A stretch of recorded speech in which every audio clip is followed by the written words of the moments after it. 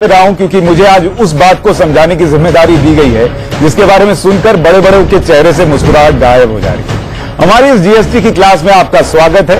हमारी इस खास पेशकश में हम आपको जीएसटी की एबीसीडी समझाने वाले हैं। यानी मतलब ये कि जो GST goods and services tax की बजाय लोगों को गोलमोल समझ से परे वाला टैक्स लग रहा है, उसे आज हम आपको इतने सरल शब्दों में और इतने सरल तरीके से समझाएंगे कि ये शो खत्म होते होते तक आपको दो तीन बातें शीशे की तरह साफ हो जाएंगी। पहली बात यह कि जीएसटी में होने क्या वाला है, यह आपको समझ में आ जाएगा।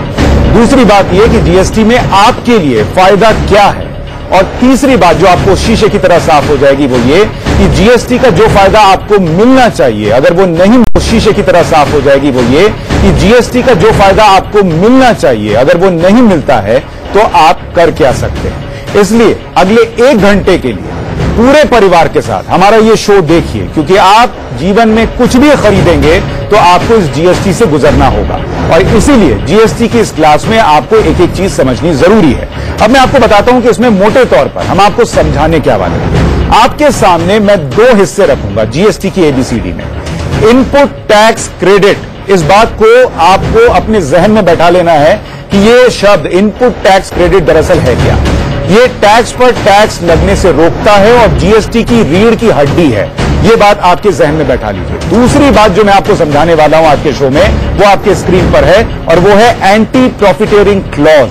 अब ये एंटी प्रॉफिटेरिंग क्लॉज क्या है, कैसे मुनाफाखोरी को रोकता है, कैसे ग्राहक को उसका हक दिलाता है, ये आज हम आपको समझाएंगे। यानी मोटे तौर पर जीएसटी के ये 2 हिस्से आपके समझ में आने चाहिए, और अब से थोड़ी देर में हम समझाएंगे। इसमें हमारी कुछ मेहमान मदद करेंगे, मेरी सहयोगी मदद करेंगी। मेरे साथ मेरी सहयोगी मैत्रेयी होंगी जो ग्राफिक्स के जरिए, आंकड़ों के जरिए आपको समझाएंगी कि क्या होने वाला है इस जीएसटी की एबीसीडी में। शरद कोहली उनके बगल में आपको खड़े दिख रहे हैं, वो इकोनॉमिस्ट हैं देश के जाने माने, वो आपको समझाएंगे जीएसटी के बारे में। इसके अलावा हमारे साथ विजय सरदाना जुड़ेंगे स्टूडियो में, जो कि जीएसटी की एबीसीडी पढ़ाएंगे। आरके अरोड़ा जो कि सुपरटेक लिमिटेड के चेयरमैन है, वो हमारे साथ नोएडा से जुड़ेंगे। हिमांशु कुमार टैक्स एक्सपर्ट और राजेश कपड़िया साहब बिजनेस जर्नलिस्ट हमारे साथ स्टूडियो में मौजूद हैं। तो हमने लंबा चौड़ा पैनल भी बुलाया है क्योंकि कुछ बातें हमारे समझ से भी परे थी, तो हमने कहा कि ये जो बुद्धिजीवी हैं वो उसको समझा पाएंगे।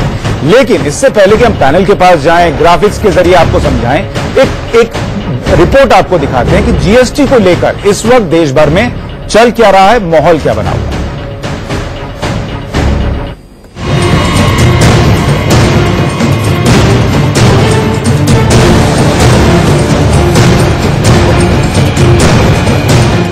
अमृतसर की इस इलेक्ट्रॉनिक्स दुकान पर 10 से लेकर 40% तक की छूट दी जा रही है, और ये ऑफर 31 जून तक के लिए है। तो मेरा मानता है कि एसी की रिक्वायरमेंट थी और एलईडी की रिक्वायरमेंट थी। मैं देख के आया, बहुत बढ़िया लेस चल रहा है। जैसे उसका रेट, जैसे कोई प्रोडक्ट 40,000 का था, मुझे ये 28-29,000 में मिल रहा है। 35,000 का एसी है, मुझे 27 की रेंज में मिल रहा है जी। तो आज फाइनल करना, मैंने आज बाय करना है। ग्राहकों की मौज है और दुकानदार जितना हो सके उतना सामान जीएसटी लागू होने से पहले बेच लेना चाहते हैं। पिछले 15-20 दिन से काफी कस्टमर का रश है हमारी मार्केट में। हर दुकान पे कस्टमर बहुत है। जिसने नहीं भी लेना था वो भी सामान पहले परचेज कर रहा है कि बाद में महंगा हो जाएगा तो हम जल्दी जल्दी खरीद। जीएसटी का सबसे ज्यादा विरोध कपड़ा व्यापारी कर रहे हैं। दिल्ली के टैंक रोड के कपड़ा व्यापारियों ने अपनी दुकानें बंद रखी। इनकी मांग है कि सरकार कपड़े पर लगाए जाने वाले 5% जीएसटी को हटाए। कपड़े के ऊपर सरकार ने 5% जीएसटी लगाया, उसके विरोध में हमने अपनी मार्केटें बंद करी हैं। टैंक रोड पूरा बंद है, गांधीनगर बंद है, गांधीनगर सारी मार्केटें बंद है, शांति मोहल्ला, लाजपत नगर और चांदनी चौक के पूरे बाजार बंद है। और उसके बाद भी अगर सरकार ने हमारी मांगों को ध्यानपूर्वक नहीं देखा और नहीं कपड़े से टैक्स वापस लिया तो अनिश्चित काल के लिए भी हम बंद पे जा सकते हैं। अब 5 तस्वीरें एक साथ देखिए। सब जगह कपड़ा व्यापारी सड़क पर है और दुकानें बंद कर दी गई हैं। गोरखपुर में 3 दिनों तक कपड़ा व्यापारियों ने हड़ताल रखने का फैसला किया है। जयपुर के कपड़ा व्यापारियों का कहना है कि ये विरोध जीएसटी का नहीं बल्कि कपड़े पर लगाए जाने वाले टैक्स का है। पीएम मोदी के संसदीय क्षेत्र वाराणसी में बनारसी साड़ियों का कारोबार गुरुवार से ही ठप है। पंजाब के बठिंडा और गुजरात के अहमदाबाद में भी कपड़ा दुकानें 3 दिन के लिए बंद रखी गई। जीएसटी हटाना यही हमारा उद्देश्य है। प्रधानमंत्री जी का ध्यान आकृष्ट करने के लिए और उनका संरक्षण प्राप्त करने के लिए 3 दिवसीय हड़ताल की घोषणा की है। 1 जुलाई से जीएसटी लागू होगा। पूरे देश के कपड़ा व्यापारियों ने उस दिन से हड़ताल पर जाने का ऐलान किया। दिल्ली से मनोहर केसरी के साथ ब्यूरो रिपोर्ट, इंडिया न्यूज।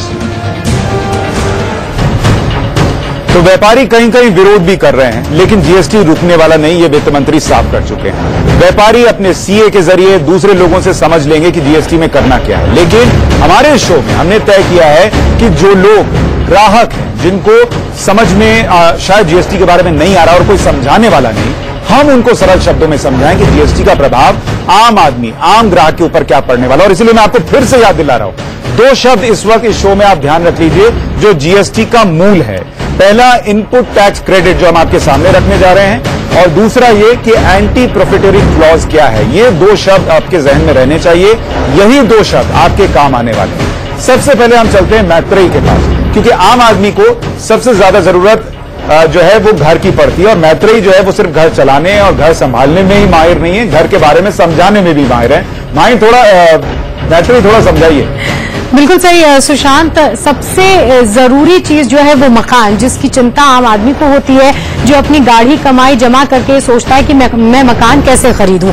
मकान की खरीद पर खासकर जब हम सीएलपी प्लान यानी कि कंस्ट्रक्शन लिंक्ड प्लान के तहत जो मकान बेचे और खरीदे जाते हैं उनकी बात करते हैं, तो उन पर जीएसटी के आने के बाद यानी कि 1 जुलाई के बाद क्या असर पड़ेगा, सबसे पहले ग्राफिक्स के जरिए मैं आपको ये बता देती हूँ, उसके बाद इसके बारे में शरद जी समझाएंगे। अब देखिए, मान लीजिए कि एक मकान बनाने में 70 लाख की लागत आई, उसके बाद टैक्स जो अब लगने वाला यानी कि बिल्डर उस पर टैक्स देगा, जो चीजें वो इस्तेमाल करेगा जैसे कि सीमेंट, लोहा, स्टील वगैरह, टोटल टैक्स उस पर मान लीजिए 10 लाख का लगा।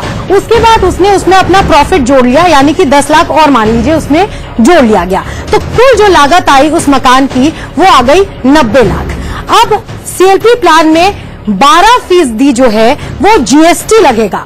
उसके बाद क्या परिवर्तन आएगा उसकी लागत में, अब देखिए 90 लाख में सीधे सीधे 10,80,000 जो है वो जुड़ जाएंगे। उसके बाद पहले की अगर बात करें तो 90 लाख की लागत पर 4.5% टैक्स लगता था। मैं जीएसटी की पहले की बात कर रही हूँ। तब लागत जो होती थी, जो कंज्यूमर को अदा करनी पड़ती थी, वो होती थी 94 लाख। अब ये बढ़कर ज्यादा हो जाएगी। बिल्डर जो है वो सीधे सीधे सरल शब्दों में अगर कहें तो सीधे सीधे जीएसटी जुड़ने के बाद 12% जीएसटी जुड़ने के बाद 1,80,00,000 के जो है वो कंज्यूमर को देना होगा। ये बिल्डर मांग सकता है, लेकिन यहीं पर वो शब्द आ जाता है जिसका जिक्र सुशांत कर रहे थे, यानी कि इनपुट टैक्स क्रेडिट। ये इनपुट टैक्स क्रेडिट क्या है और इसका फायदा सीधे सीधे ग्राहक को जो बिल्डर पहुंचा सकता है वो कैसे पहुंचा सकता है, ये जरूरी है। लेकिन पहला सवाल शरद जी मैं आपसे ये पूछना चाहूंगी कि सीएलपी में अलग अलग स्टेजेस पे कंप्लीशन में जो टैक्स लगता है वो क्या बढ़ जाएगा, किश्त बढ़ जाएगी? जी हाँ मैत्री, क्योंकि आशियाने की बात है तो आशियाने की बात को तो बड़ी ही जरूरी हो जाती है समझना।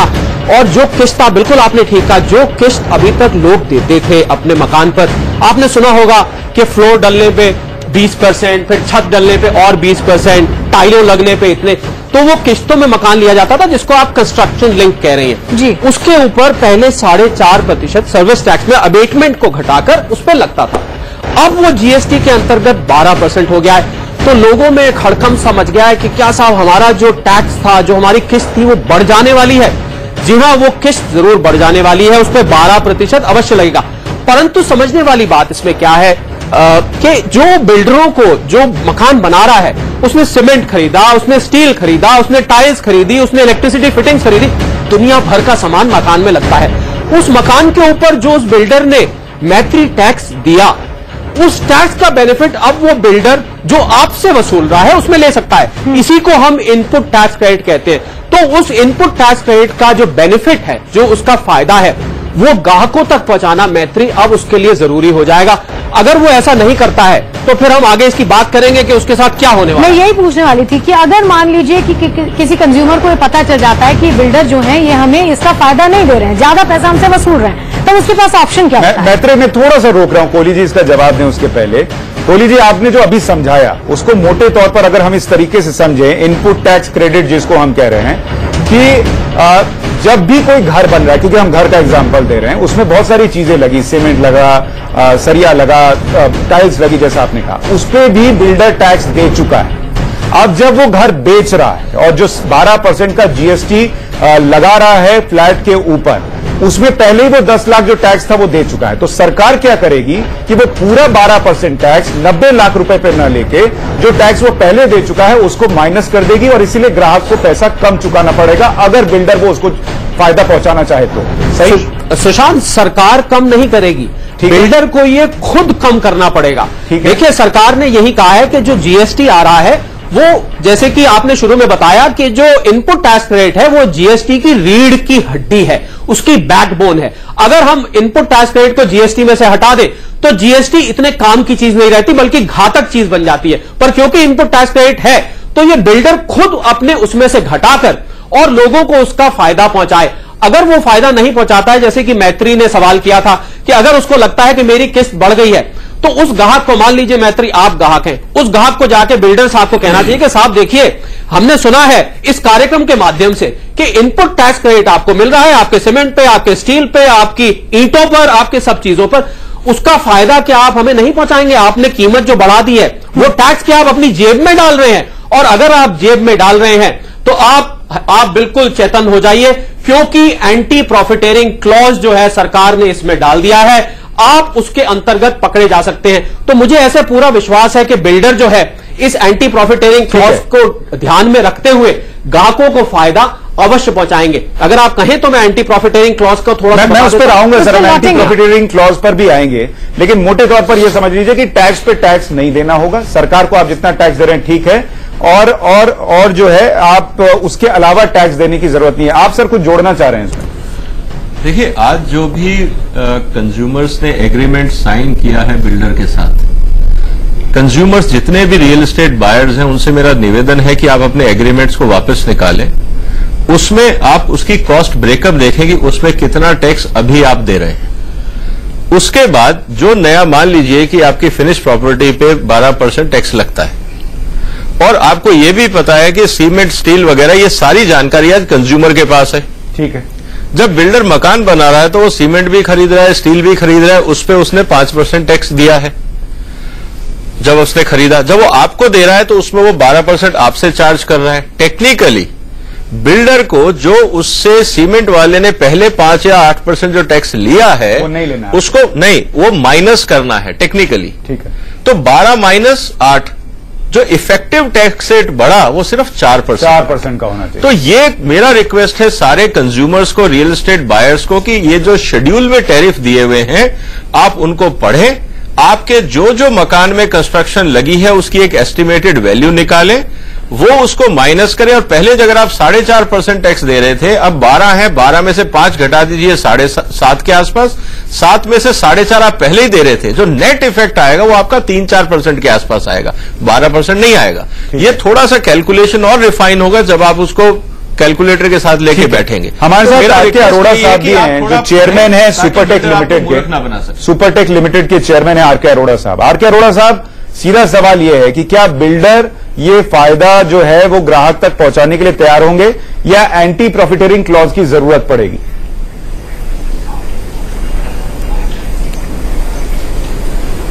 देखिए, इसमें क्लॉज में बिल्कुल क्लियर है कि जितना टैक्स डेवलपर अपने बायर से चार्ज कर रहा है उसको एक तरह से इनपुट क्रेडिट मिलेगा, जितना टैक्स डेवलपर अपने ट्रेडर को पे कर रहा है उसका जो डिफरेंस होगा डेफिनेटली वो एक बायर को पास ऑन होगा। मैं थोड़ा सा आपको समझाना चाहूंगा कि जैसे कि पहले बायर अगर 50 लाख का घर खरीदता था तो उसको करीब 4.5% का टैक्स सर्विस टैक्स की तरह से देना पड़ता था, लेकिन अभी 12% तो करीब 7.5% का एडिशनल उसको पे करना पड़ रहा है।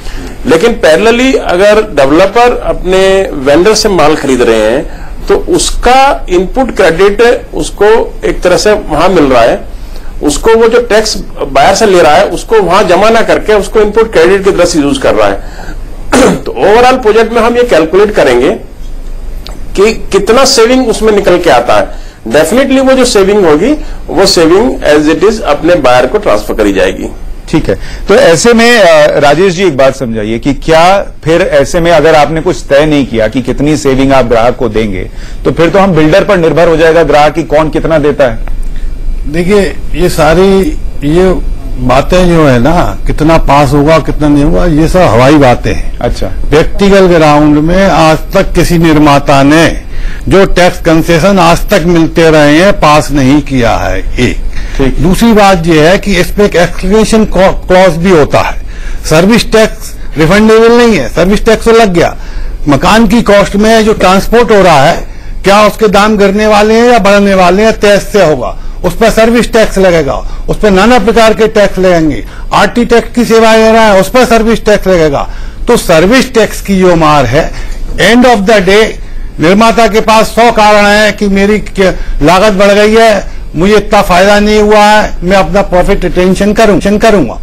तो ये एक हवा बातें हैं, सिर्फ व्यक्तिगत ग्राउंड पर लागू करना बहुत मुश्किल है। मुझे एक बात समझाइए, कोई अगर प्रॉफिट ग्राहक तक पहुंचाना नहीं चाहेगा तो ये एंटी प्रॉफिटरिंग क्लॉज कोई काम आ सकता है, नहीं आ सकता? एकदम काम आ सकता है, और इसके लिए स्पेशल कमेटी बनी हुई है जहां पे आप कंप्लेन भी कर सकते हैं। लेकिन समझना ये होगा कि पहले अनऑर्गेनाइज जो रियल एस्टेट है वहां पे जो बाइंग होती है जनरली अनऑर्गेनाइज सेक्टर से होती है, कि जो रजिस्टर्ड नहीं है। तो अब इंपॉर्टेंट ये है कि पहले उनको चैनलाइज करने की जरूरत है। अगर आप रियल एस्टेट देखें तो कैश ड्रिवन मार्केट है, ब्लैक मनी की जो सबसे ज्यादा खपत है वो रियल एस्टेट में ही आती है। तो उसका रीजन ये है कि जो पूरा मार्केट इकोनॉमी काम करता है रियल एस्टेट का, वो कैश ड्रिवन होता है। और जो सीमेंट सरिया जिसकी भी आप बातें कर रहे हैं, अगर आप टेक्निकली देखें तो कैश बाइंग होती है, तो एक अलग सिस्टम है।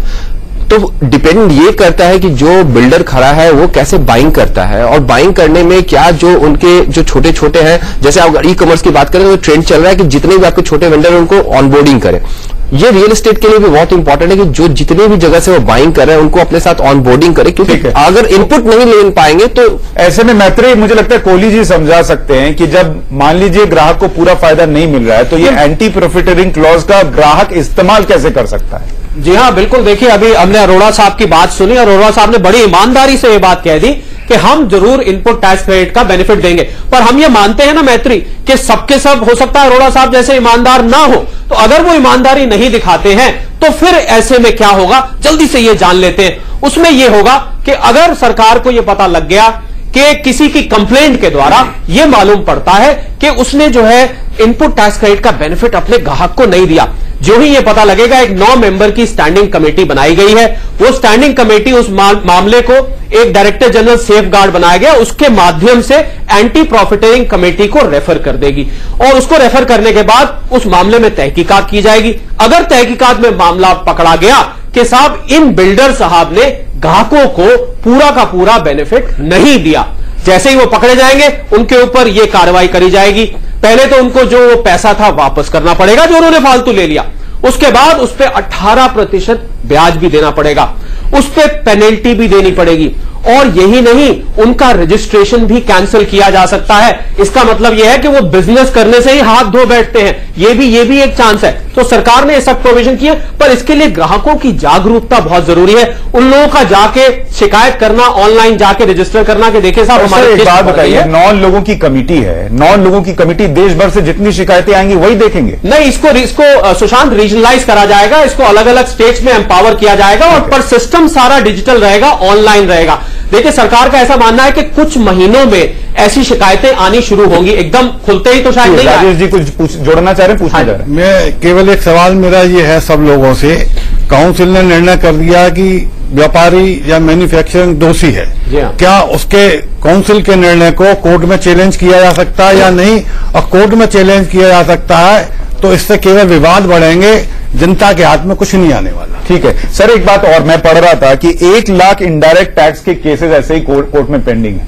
तो ऐसे में अगर सिर्फ ऐसे मामले पहुंचने लगे तो सरकार कितने निपटाएगी, कैसे निपटाएगी?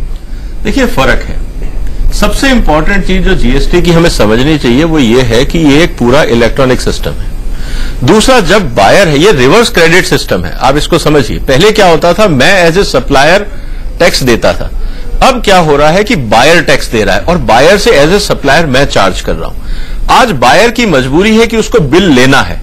अगर आज बिल्डर को अपने सीमेंट सप्लायर से या स्टील सप्लायर से क्रेडिट वापस लेना है, और जिसके ऊपर उसने टैक्स दिया है, तो उसको उससे ऑफिशियल बिल लेके अपनी एंट्री में डिपॉजिट करना पड़ेगा। जब दोनों बायर और सेलर के बिल टैली करेंगे तभी क्रेडिट होगा। ये सिस्टम की लायबिलिटी सप्लाई चेन पे है, सरकार पे नहीं है। और इसका सबसे बड़ा फायदा यह है कि अगर आप फिक्टिशियस बिल बनाते हैं तो दूसरी तरफ टैली नहीं होगा, अमाउंट टैली नहीं होगी, तो डिस्प्यूट अपने आप सामने आएंगे और इलेक्ट्रॉनिक सिस्टम है। दूसरी जो चोरी रुक जाएगी, एक तरीके से चोरी रोकने का ही सिस्टम बनाया गया है। ठीक। दूसरी जो सबसे इंपॉर्टेंट चीज ये है कि जब आपके सारे बिल ट्रांसपेरेंट हैं, आपको पता है कि कितना आपने टैक्स दिया, कितने का माल खरीदा, कितना खरीदा, कहां से डिस्पैच हुआ, कहां रिसीव हुआ, ये सारी चीजें डॉक्यूमेंटेड हैं। इसमें प्रॉफिटियरिंग कमेटी को टाइम नहीं लगेगा डिस्प्यूट करने में कि कहां गया, कैसे गया।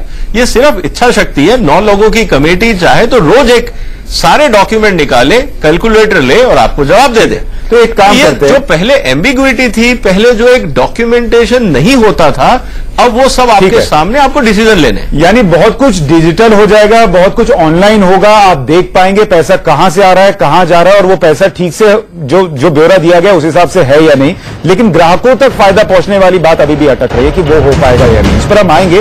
लेकिन उससे पहले आपको समझाते हैं कि जीएसटी के पेज क्या क्या हैं, वो आपके सामने रखते हैं कि जीएसटी के 5 पेज कौन से पढ़ रहे हैं। पहला पेज ये पढ़ रहा है कि 80 लाख कारोबारी जीएसटी के दायरे में आएंगे।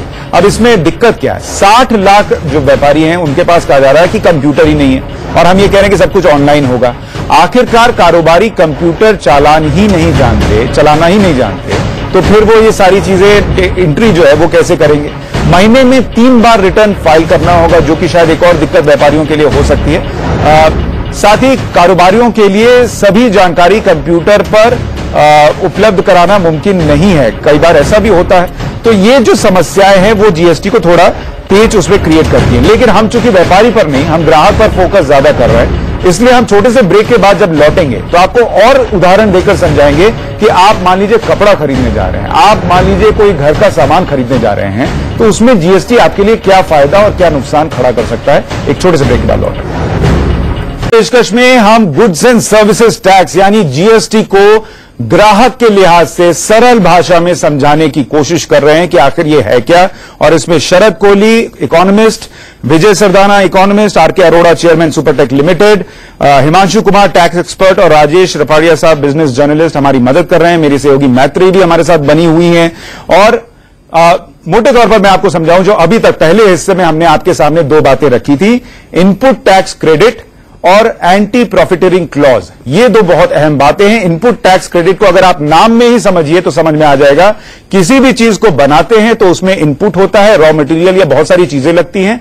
जो टैक्स आप देते हैं वो क्रेडिट यानी जमा होता चला जाएगा। यानी अगर आप कोई सामान बना रहे हैं और उसमें कोई सामान खरीदने में 5%, 7%, 2% का टैक्स दे चुके हैं और जीएसटी में मान लीजिए वो सामान 12% पर बिकना है, तो आपको अगर आप 5% का टैक्स बनाते वक्त दे चुके थे तो 12% के स्लैब के हिसाब से आगे सिर्फ 7% टैक्स देना है, जो आपको ग्राहक को फायदा देना चाहिए। और अगर ऐसा वो नहीं करते हैं तो एंटी प्रॉफिटियरिंग क्लॉज के तहत एक कमिटी बनाई गई है जिसके पास ग्राहक जाए, शिकायत करे कि बॉस हमको लग रहा है इन्होंने हमारा मुनाफा जो है वो खा लिया है, और फिर उसमें कार्रवाई होगी और मुनाफा ग्राहक तक पहुंचाया जाएगा।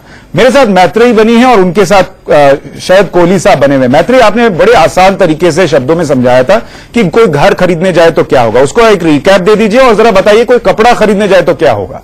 ये तो हमने बताया सुशांत कि घर खरीदेंगे तो उस पर कितना मुनाफा और उसके बाद कैसे जीएसटी लगने के बाद नई लागत। लेकिन एक सवाल जो है वो ये कि अगर मान लीजिए कोई बिल्डर जो है उसके विम एंड फैंसी पर ये डिपेंड करता है कि वो कितना मुनाफा जो है अपने ग्राहक के साथ शेयर करना चाहता है।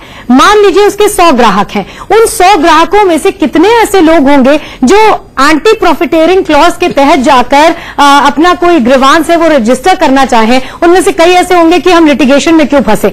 ऐसे में अगर कुछ ही लाख की बात है तो फिर बिल्डर की जवाबदेही कैसे बनती है शरद जी? देखिए मैत्री, पहले तो कुछ ही लाख मेहनत की कमाई है तो कुछ ही लाख भी बहुत बड़ा अमाउंट दिखाई देता है, तो मुझे नहीं लगता कि कोई इसको छोड़ना चाहेगा। और मान लीजिए कोई व्यक्ति ऐसा है भी जो सोचता है छोड़िए साहब, जो हो गया सो हो गया, इसको दे के खत्म करें। अगर कोई ऐसा सोच रहा है तो हमें यह देखना चाहिए कि एक एक बिल्डर के कई कई ग्राहक होते हैं और वही नियम उसके सभी ग्राहकों पर लगता है। तो एक आदमी अगर आवाज नहीं उठाएगा, अगर शिकायत नहीं करेगा, तो वो सबको साथ लेके कर ले, सब लोगों को साथ लेके करेगा तो अवश्य ही कार्रवाई होगी।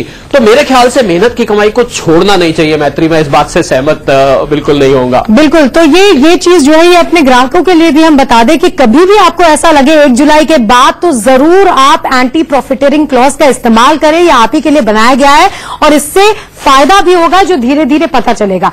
अब दूसरी चीज की बात कर लेते हैं, कपड़े की बात कर लेते हैं। ये जो ग्राफिक्स आप देख रहे हैं, ये आप मकान के पूरे जो डायनामिक्स हैं, जो जिस तरह से टैक्स सिस्टम चेंज होगा उसके डायनामिक्स आप देख रहे हैं। अब कपड़ों की बात करते हैं। कपड़ों की खरीद पर मैन्युफैक्चरर लेवल पर और रिटेलर लेवल पर किस तरह से बदलाव होंगे 1 जुलाई के बाद, जीएसटी लगने के बाद, वो आपको बता दें। अब मान लीजिए मैन्युफैक्चरर एक फैक्ट्री में कपड़ा बना रहा है, 5 मीटर कपड़ा, जो कि 100 रुपए प्रति मीटर के हिसाब से, यानी कि लागत उसकी आ गई 500 रुपए। ठीक है, अब आगे बढ़ते हैं। अब इस पे जीएसटी जो है, जो अब लगने लगेगा, बिना सिलाई का कपड़ा यानी कि थान का कपड़ा, अब उस पे जीएसटी लगेगा 5% की दर से, शरद जी, है ना। तो अब उस पे 25 रुपए लगेगा, तो वो मिलके बन गया करीब 525 रुपए। इसके ऊपर जो मैन्युफैक्चरर है उसने सिलाई और अपना मुनाफा जोड़ के सब कुछ मिलाकर 925 रुपए मान लीजिए कि उस कपड़े की कीमत जो है वो तय हो गई। इसके बाद वो जाता है रिटेलर के पास। 925 का वो पूरा थान का कपड़ा पूरा उस पे टैक्स लगने के बाद वो रिटेलर के पास जाता है। रिटेलर उस पे फायदा 200 रुपए का लगाता है और कीमत उसकी हो जाती है 1125। अब इस 1125 रुपए पर, ये देखिए 925 जो है वो रिटेलर के पास पहुंचेगा और उसके बाद उसके ऊपर जीएसटी लगेगा 12% फायदा जोड़ने के बाद ये सारा कुछ मिलकर बन जाएगा 1260 रुपए। देखिए, लेकिन यहां पे कौन सी बात समझने वाली है, 1260 रुपए कुल कीमत होगी, कुल लागत होगी इस कपड़े की जो एक ग्राहक को देनी होगी। लेकिन यहां पर भी वो क्लॉज अब समझना आपके लिए जरूरी है, जिसको हम कह रहे हैं बार बार, इनपुट टैक्स क्रेडिट। अब ये समझाएंगे शरद जी। देखिए, कपड़ों की मैत्री जहां तक बात है तो थोड़ी सी वहां पर आपने जो बहुत सुंदर ड्रेस पहनी हुई है, मुझे लग रहा है आप हैरान मत होइएगा अगर ये दोबारा आप इससे दूसरी खरीदने जाए तो महंगी हो जाएगी। जी हाँ, बिल्कुल, कपड़े पर, क्योंकि कपड़े से बनी है तो कपड़े पे जैसे आपने कहा पहले टैक्स नहीं था, तो ये टैक्स के दायरे में अब आ गया है। बहुत सारा इसको लेकर देश में हलचल भी मची हुई है, कपड़े के व्यापारी बहुत रुष्ट हैं इस बात से। तो 5% लगेगा। तो जो भी रेडीमेड गारमेंट्स के मैन्युफैक्चरर्स हैं, जहां से आप ये बनी बनाई ड्रेस लेते होंगे, उनके लिए लागत अब बढ़ जाएगी। पर फिर वही बात है इनपुट टैक्स क्रेडिट की, जैसा आपने जिक्र किया। अगर वो 5% जो कपड़े के थान पर लगी थी, उसको वो ग्राहकों से जो 12% ले रहे हैं, रेडीमेड गारमेंट्स पे 12% है, अगर वो लो ब्रांड के हैं, ब्रांडेड नहीं है, या ऐसे समझ लीजिए, तो वो 5% घटा के 7% लेंगे। पर ओवरऑल मैं तो ये मानता हूं, शायद आपके ये खूबसूरत कपड़े पहले के मुकाबले थोड़े से अब आपको महंगे मिलने लगे। हैरान मत होइएगा आप इस बात से। लेकिन यानी कि अगर सीधे शब्दों में समझे शरद जी इसको, तो फैब्रिक अगर मनपसंद किसी ग्राहक को खरीदना है तो उस पर उसको अब टैक्स देना पड़ेगा। जी हाँ, पहले फैब्रिक आप लेने जाते थे तो थान में से बस कटवा के पैसे देके चल पड़ते थे। अब जो है उस पे 5% टैक्स लगा दिया गया है, जो कि पहले बिल्कुल नहीं था। तो अब आप कपड़ा लेके खुद भी सिलवाने मैत्री जाएंगे तो भी आपको 5%, आपके उदाहरण में हम अगर ले पीछे, तो जो 500 का कपड़ा आप खुद लेके अगर जाते तो उस पे अब आपको 525 रुपए देने पड़ेंगे, जो पहले 500 देने पड़ते थे। जी हाँ, बिल्कुल, बिल्कुल। अच्छा, एक और चीज, रेडीमेड गारमेंट्स में अगर आम कपड़े हम खरीदते हैं, आम दुकान से खरीदते हैं, ब्रांडेड नहीं खरीदते हैं, तो उस पर अलग टैक्स हमें देना होगा। हाँ, और जो ब्रांडेड है उस पर अलग टैक्स। जी हाँ, जो रेडीमेड कपड़े आप ले रहे हैं, जिन पे पीछे कॉलर के पीछे मैत्री उठा के देखते हैं ना कि कौन सी ब्रांड का है, जिन लोगों को ब्रांड का शौक होता है, तो जो ब्रांडेड कपड़े नहीं है पर रेडीमेड है या लो ब्रांड्स हैं, उनके ऊपर 12%। और जो लोग ब्रांड के दीवाने हैं, जो ब्रांड के अलावा कुछ पहनते ही नहीं, उनको 18% के रेट से अपनी जेब मुझे करने के लिए तैयार हो जाना चाहिए। शरद जी, एक चीज और समझाइए। हाँ जी। कि सुप्रीम कोर्ट ने एक बार कहा कि जो नारियल है वो न तो ड्राई फ्रूट है न सब्जी की कैटेगरी में है, लेकिन उस पर टैक्स लगेगा। दिल्ली हाईकोर्ट ने कहा कि कोई भी सैंडल है, उसके पीछे अगर जो हम कहते हैं फ्लैप लगा हुआ नहीं है या वो जो हिस्सा होता है वो नहीं है, तो वो सैंडल की कैटेगरी में आएगा। ऐसी समस्याएं कपड़ों को लेकर भी होंगी कि कौन सा अच्छी क्वालिटी का है, नहीं है, किस पे क्या टैक्स लगे। ऐसा माना जा रहा है सुशांत इसमें कि ए लिस्टेड ब्रांड्स की एक अलग से सूची बनाई गई है और उस सूची के ऊपर 18% लगेगा। देखिए सुशांत, सरकार का ऐसा मानना है कि जो लोग ब्रांडेड पहनते हैं, मैं अभी मैत्री को बता रहा था, जो लोग ब्रांडेड पहनते हैं वो कीमत की परवाह नहीं करते हैं, वो ब्रांड के बस नाम पे पैसा दे देते हैं, तो इसलिए उनकी जेब को जरा ज्यादा करता है सर, महिलाएं नहीं करती। सर विजय जी, आप कुछ जोड़ना चाह रहे थे? देखिए, सरकार को इससे कोई मतलब नहीं है कि कौन सा ब्रांड है, आप समझिए इस बात। ठीक है, सरकार और जो सिस्टम है ना, वो नंबर्स पे चलता है। एक स्लैब बना दिया जाएगा कि अगर आपकी शर्ट 1500 से ऊपर है तो ये लगेगा, 1500 से नीचे है तो ये लगेगा।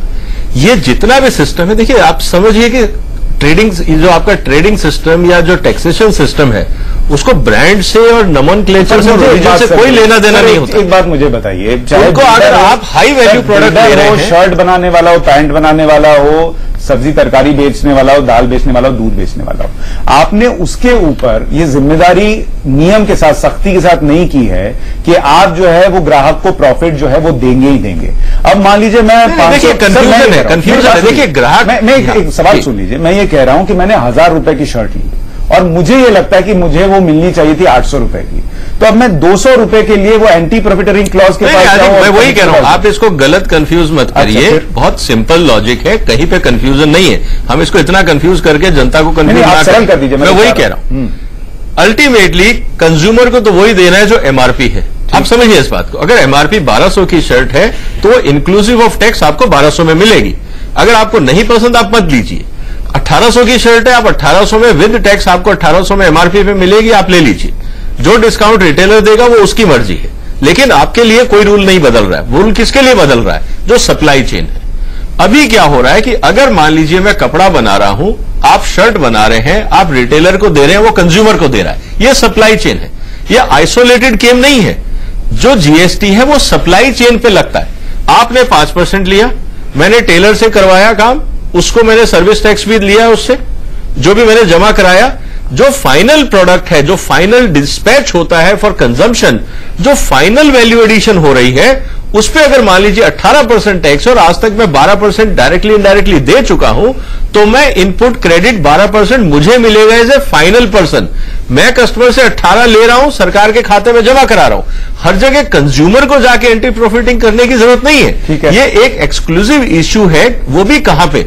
अगर आप रेडीमेड घर ले रहे हो और बिल्डर अगर ये कह रहा है कि ये मकान तैयार है, इसकी कीमत 50 लाख है, आपको लेना है लीजिए, नहीं लेना लीजिए, यहां पे वो इश्यू नहीं आएगा।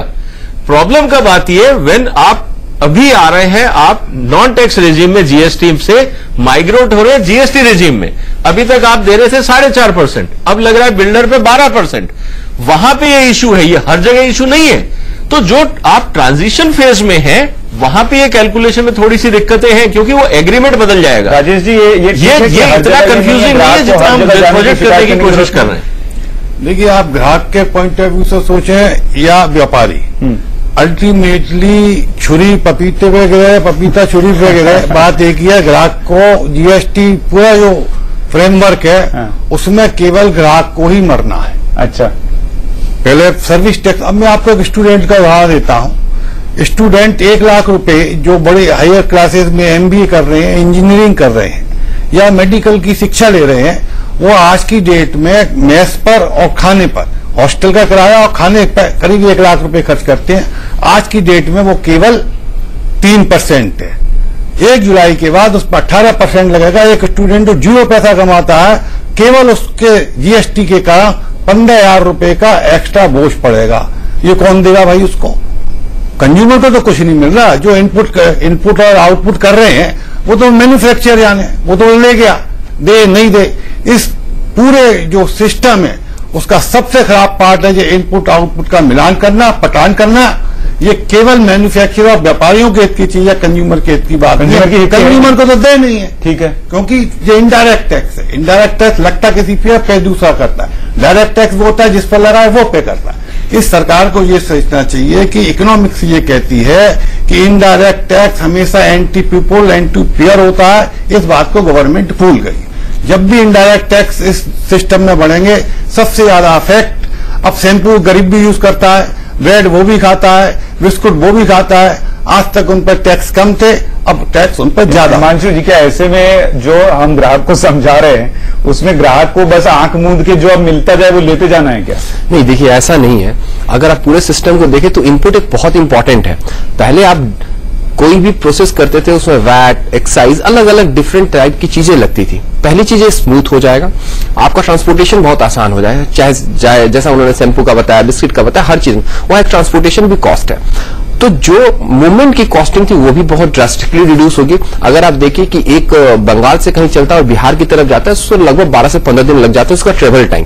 तो ट्रेवल टाइम कहीं ना कहीं आपको कंज्यूमर को पे करना है, वो ट्रेवल टाइम हो सकता है 2 से 3 दिन में हो जाए। तो पहला बेनिफिट ये भी है जो कि आपको कंज्यूमर को पास करना ही करना है। दूसरा, बड़े लेवल पर अगर बात करें तो कंप्लायंसेस कॉस्ट भी कम हो रहे हैं। ठीक है, जैसा इन्होंने बता रहे कि रेट बढ़ गया, लेकिन रेट बढ़ने के साथ साथ आपको प्रॉफिट भी देखना हो कहां कहां हो रहा है। तो कंप्लायंसेस कॉस्ट भी बहुत ड्रास्टिकली रिड्यूस हो रहा है। पहले आप कोई मैन्युफैक्चरिंग यूनिट है, आपने कैपिटल गुड्स खरीदा, उस पर आपने इनपुट जो एक्साइज का था वो एक्साइज के साथ एडजस्ट हो रहा है, वैट के कुछ, तो बहुत तरह के कॉम्प्लेक्स सिस्टम था। अब जीएसटी में क्या होगा कि सारी चीजों की इनपुट आप ले सकेंगे और इजिली उसको कंपाउंड कर सकेंगे। तो जो इफेक्टिव रेट आएगा वो कहीं ना कहीं रिड्यूस होना है। ठीक है, वो हो सकता है कि 6 महीने, 8 महीने, 10 महीने टाइम लग जाए, बट 1 साल के अंदर आप प्राइसेस को नीचे जाते हुए जरूर देखेंगे, वो अप्रोक्सीमेटली हर जगह। ठीक है, शरद जी, क्या आप मैत्री आप कुछ पूछना चाह रही हैं?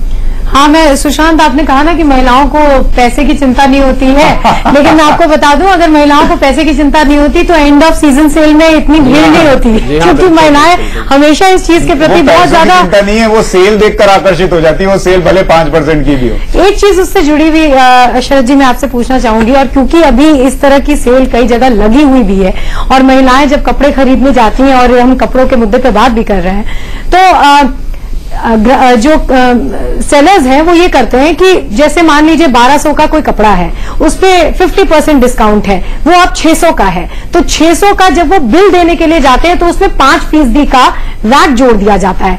क्या अब 1 जुलाई के बाद ये चेंज हो जाएगा क्या, या फिर ये जो पैसे वो देते हैं वो दूसरी तरीके से लिए जाएंगे?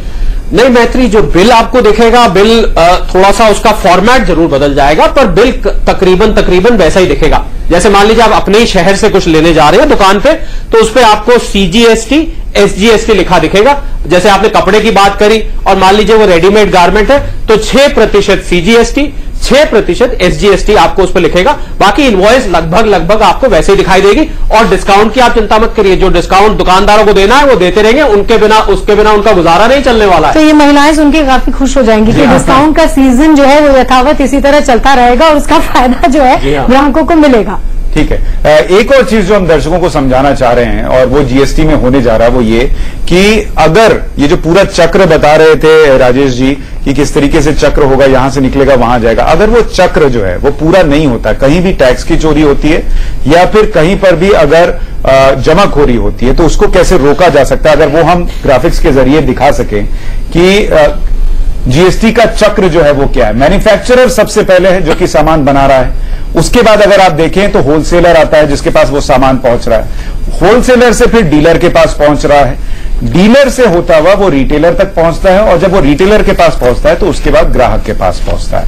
अब इस पूरे चक्र में कहा यह जा रहा है कि अगर, क्योंकि जैसा हम शुरू में बता रहे थे कि हर जगह जो भी भुगतान हुआ है उसका मिलान होगा, या तो दबा के रख लिया जाए या उसका टैक्स नहीं पे किया जाए, तो उसको नापा जा सकेगा, उसको आइडेंटिफाई किया जा सकेगा और उस पर टैक्स वसूला जा सकेगा और सबको नुकसान होगा। शरद जी, क्या मैं सही कह रहा हूं? जी हाँ, आपने बहुत बढ़िया मुद्दा उठाया, क्योंकि सरकार की ये मुहिम रही है कि ये काले धन को भी रोकेगा। तो सब लोग सोच रहे थे मैत्री कि कैसे काले धन को रोकेगा ये जीएसटी कैसे रोकेगा। तो ये जो सुशांत ने जो ग्रिड बना के दिखाई है, बिल्कुल आप ठीक कह रहे हैं, सारे के सारे देश को एक बहुत बड़े मैथमेटिकल ग्रिड में बुन दिया जा रहा है। ऐसा लग रहा है कि सुई धागे से बुन दिया जा रहा है, एक पूरी की पूरी चेन चलेगी। अब बीच में कोई भी व्यक्ति यदि कैश बेच के, मुझे बताइए मैत्री, जब आप दुकान पे जाते थे तो आपसे कभी किसी दुकानदार ने यह पूछा, मैडम आप बिल का लेंगी तो इतना लेंगे, अगर बिना बिल का लेंगी तो इतना लेंगे? क्या ऐसा होता नहीं था? मुझे नहीं लगता है कि किसी भी कस्टमर के साथ ये नहीं हुआ होगा। तो बिल्कुल, तो वो जो था कच्ची बिलिंग करना